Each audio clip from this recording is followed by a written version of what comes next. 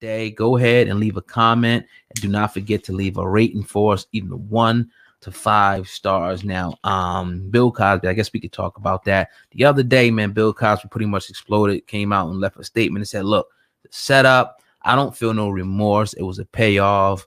But SamAnt said that Bill Cosby, since the media exploded the other day with that story, Bill Cosby has even more to say. Yeah, man, I was on Twitter today and I seen OG Eddie Griffin had liked a comment or a couple tweets by Bill Cosby. You know, like you said, Bill Cosby had an interview behind bars. I believe it was a phone interview, even though I haven't heard any audio. Right. We've been getting little excerpts. He came on his Twitter today and he said this. I don't know if he said it or somebody, one of his representatives, but it's on his page, so we're going to go by him. No longer should we succumb to the fear of many mainstream media outlets like Associated Press, CNN, NBC, New York Times, Washington Post, and Radar Online, just to name a few. Black Friday plus black people equal Black Press USA. He then goes on to say it's Black Friday, so let's spend our dollars with Black Press USA and all black media outlets that propel the truth and facts, not fake news. The truth is in the pudding. This week, Black Press USA proved its power and relevance to the world. BlackPressUSA.com. It looks like he was plugging Black Press USA. Now, he also said, in an era of social media and fake news, journalists lack ethics and integrity. I said not guilty, but they said no remorse. He's arrogant, bad entertainers, imposters. Let me read that again. I said not guilty, but they said no remorse. He finally ended with this. What happened to the spirit of Ethel L. Payne, Edward L. Morrow, Max Robinson, Gwen Ethel, Walter Cronkite, and Ed Bradley? Gone, but not forgotten by Stacey Brown, Black Press USA, and Stacey was allowed on Court TV to speak about the truth and facts. Oh, God. In particular, him saying the media spun his words, not guilty, but they said no remorse. What is your thoughts on what Bill Cosby said and note that comment right there? Nah, man, I echo those sentiments 100%. Now he's saying Black Press USA. They got a dope website. They put out a lot of great articles, but black media in general, and people like to say Black Twitter, but that's why, you know, one of the reasons why I started and I wanted to get into the media, you know, thing, because we grew up just watching certain, you know, way cable has certain things and you can't really get an outside opinion. They kind of shaped and molded the, you know, your opinion for a lot of things. So I was like, you know what? Independent media is everything, because we don't have to follow, you know, guidelines. Nobody's telling us, you know, nobody owns us. They're not telling us what to say. We can actually get, you know, what they say are the facts, go through them and say, oh, nah, that ain't right. Oh, yeah, this is right. And we could put it out there for the public and have hundreds of thousands of people consume our content, just as well as other people on YouTube. That's why YouTube is such a great platform. And I think a lot of the mainstream media platforms, you know, are intimidated by a lot of, because they can no longer spin a narrative like your Fox and your ABCs and different things like that. So, you know, I'm glad and I'm proud to be able to be a person who can give the truth out there on the platform, man, and not just go with what the media's narrative is. So I think that's what Bill Cosby is coming from. And in their particular article, I think it said that pretty much here it is right here.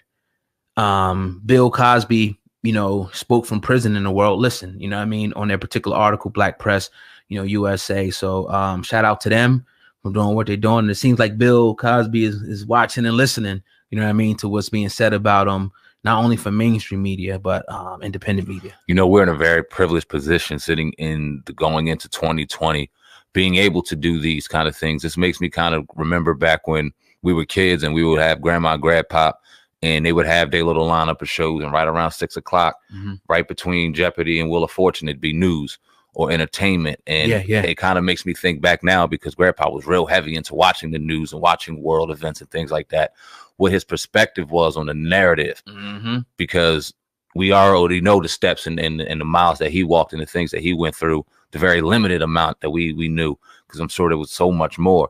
But to sit back and think about what he was thinking about and how we were portrayed of things like that, because there wasn't an outlet where you can go and listen to a perspective that came from somebody that looked like you or I.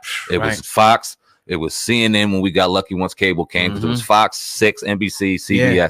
It was what it was. We got what we got. Right. And it wasn't anything positive coming from our way. We weren't hearing about any entrepreneurs, any businesses being owned. It was crime. It was drugs, this, that, a third, your athlete, whatever. We know. Right.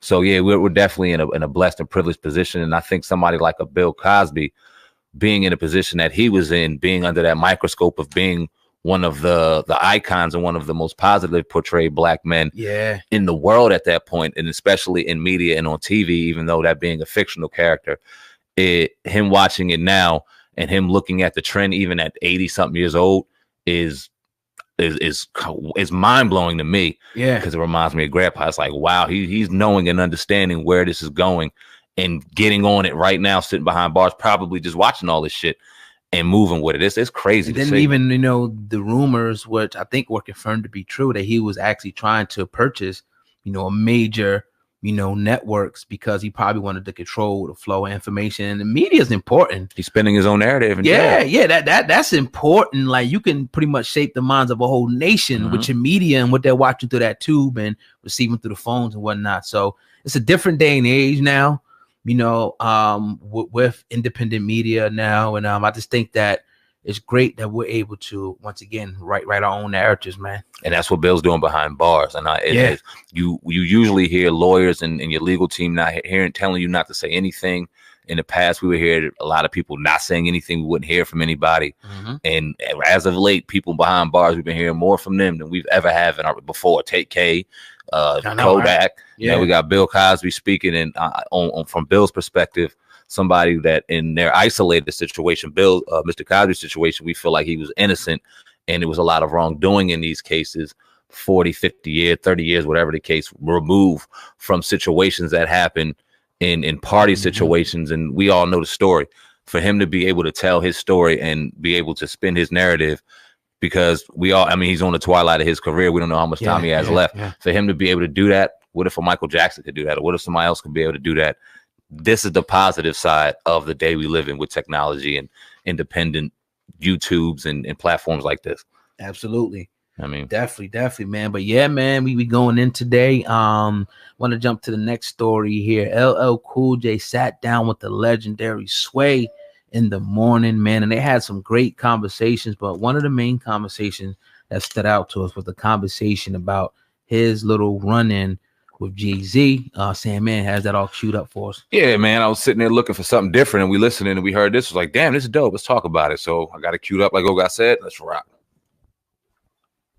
There seems to be this misconception that you and Jay was at odds at one point when he took over Def Jam. No. Well, first of all, there's a couple of things there. Okay. One, when he took over, first of all, people don't understand that I've never wanted to be a label executive. Okay. So this idea that somehow I want, like I worked at, like I'm at the post office and Joe got the supervisor job and I'm upset. That shit is nuts. That's not all right. That's nuts, man. I don't care if he's a record exec like that.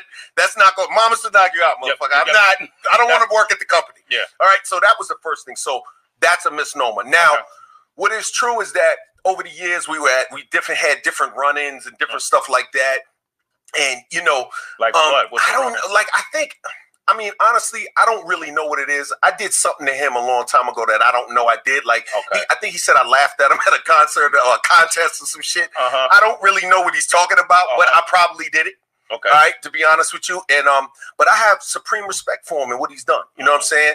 And one time I was walking down a block and one of his homies started rapping and I was rhyming, and then he wanted to rhyme, and then by the time he started, I had ran out of rhymes. Oh, okay. Right? Yeah. I was done. Yeah. My gun was empty. Yeah. Right? So now they run around, oh, he got him. Motherfucker, you ain't getting nothing. Okay. You know what I'm saying? Like, I ran out of shit. I just ran out of some shit to say. I have nothing else to say. The fuck you want me to do? Shut off your bullets? Yeah, you always start going off the top of the head, doing some KRS shit. Yeah. Like, I was done. I was done. So, so that happened, and that's very true. Okay. And but you know what? I got love for Jay. I loved Reasonable Doubt. I played it all day long. And I really am excited to see brothers succeed. Absolutely. You know what I'm saying? And I love to see brothers make it. I love what he's doing with his life. I think as he matures, I see him. He looks healthy. He looks younger. He looks fresher. He looks like he takes care of himself. So, which is important as well. Listen, man, I got love for him, but there wasn't. All right. Oh God, Yeah. him finishing off and saying there was no real beef. That was the situation. We remember this, man. Yeah. When that Violator album came out and he became Def Jam CEO, and then I think that when Jay-Z did the what's my man, the Frank Lucas joint, the American movie Gangster? American Gangster, Yeah. when he did and orchestrated that whole album, I think LL Cool J was a little upset about that joint. Talk about it, man. What did you think about what LL said? Nah, man, I think it was dope, listening to not all the interview, but a portion of it, man. It just made me, have a different respect for LL, and it kind of made me like, damn, when we had our conversations about the top rappers, I don't think we mentioned his name, man. It's kind of straight disrespectful, and he definitely is. And that's how it is, though, with those lists. It's like you're gonna have people like, well, damn, I forgot all about putting him in a list. But yeah, he's definitely one of the greats, man. And check that interview out on Sway in the Morning, because he gives you a lot, of jewels. And quite frankly, I just didn't know that LL, was that bright of a dude. You know what I mean? Coming into the game, one of the pioneers in this thing. So shout out to LL. We definitely in the future, if you ever get a chance to check this video out, would love to bring you on the podcast and have some great